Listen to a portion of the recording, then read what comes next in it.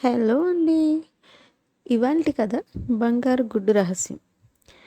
ఈరోజు నేను చెప్పబోయే కథలో ఒక చిన్న బాతు, ఒక బంగారు గుడ్డు మరియు మొత్తం గ్రామాన్ని ఆశ్చర్యపరిచిన ఒక పెద్ద రహస్యం ఉంది. ఆ రహస్యం ఏమిటో తెలుసుకోవాలంటే మన కథ మొదలు పెడదాం. పచ్చని పొలాలు, చిన్న చిన్న చెరువులు, అందమైన పూలతో నిండిన ఒక గ్రామం. ఆ గ్రామంలో బుజ్జి అనే చిన్న తెల్లని బాతు ఉండేది. బుజ్జి చాలా మంచిది. ప్రతిరోజు ఉదయాన్నే లేచి చెరువులో ఈదేది. చిన్న చేపలతో ఆడేది. సీతాకోక చిలుకలను వెంటాడేది. గ్రామంలోని పిల్లలందరికీ బుజ్జి అంటే చాలా ఇష్టం. ఒకరోజు బుజ్జి నిద్ర లేచి తన గూటికి వెళ్ళింది. అక్కడ ఒక గుడ్డు కనిపించింది. కానీ అది సాధారణ గుడ్డు కాదు. అది బంగారంలాగా మెరిసిపోతుంది. సూర్యకిరణాలు పడగానే ఆ గుడ్డు మొత్తం వెలుగుతో మెరిసిపోయింది. బుజ్జి ఆశ్చర్యపోయింది. ఇది నా గుడ్డేనా? పక్కనే ఉన్న కోడి వచ్చి చూసింది. అయ్యో, నేను ఇంత అందమైన గుడ్డు ఎప్పుడూ చూడలేదు. కొద్దిసేపటికే మేక వచ్చింది, కుందేలు వచ్చింది, కాకొచ్చింది, తాబేలు వచ్చింది. అందరూ ఆ గుడ్డునే చూస్తూ ఆశ్చర్యపోయారు. ఆ వార్త అడవంతా వ్యాపించింది. దూరంగా ఉన్న ఒక తెలివైన నక్క కూడా విన్నది. బంగారం గుడ్డ, అది నా దగ్గర ఉంటే నేనే అడవిలో అత్యంత ధనవంతుడనని అవుతానని అనుకుంది. ఆ రాత్రి అందరూ నిద్రపోయిన తర్వాత నక్క మెల్లగా వచ్చింది. చెట్ల వెనక దాక్కుంది. నెమ్మదిగా గూటి దగ్గరికి వెళ్ళింది. గుడ్డును తీసుకోబోతుండగా క్వాక్ అని బుజ్జి గట్టిగా అరవడంతో నక్క భయపడి పరిగెత్తింది. మరుసటి రోజు కాకి చెప్పింది, ఈ గుడ్డును కాపాడాలి. అందరూ కలిసి ఒక ప్లాన్ వేశారు.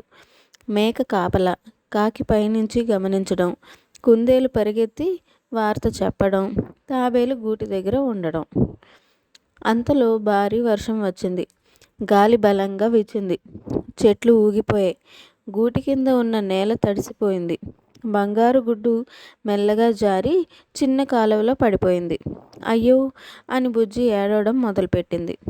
గుడ్డు నీటిలో తేలుతూ ముందుకెళ్ళిపోయింది. బుజ్జి, మేక, కుందేలు, కాకి అందరూ దాని వెనకాతలు పరిగెత్తారు.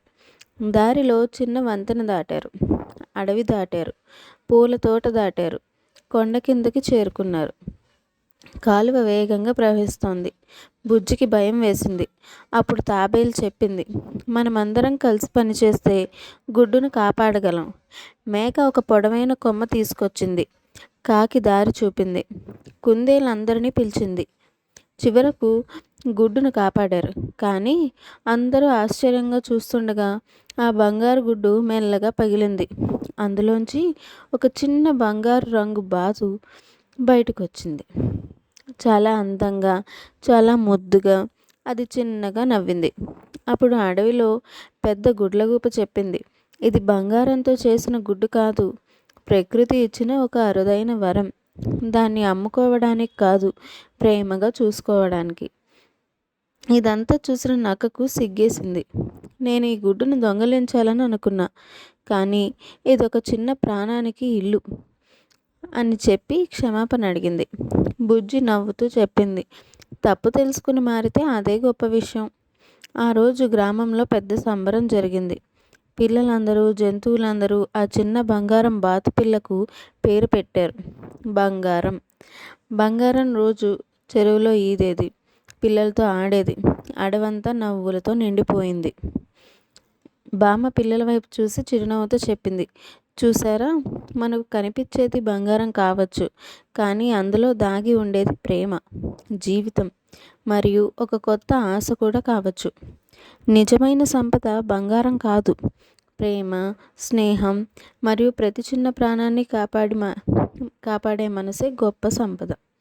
ఇది ఇవాల్టి కథ.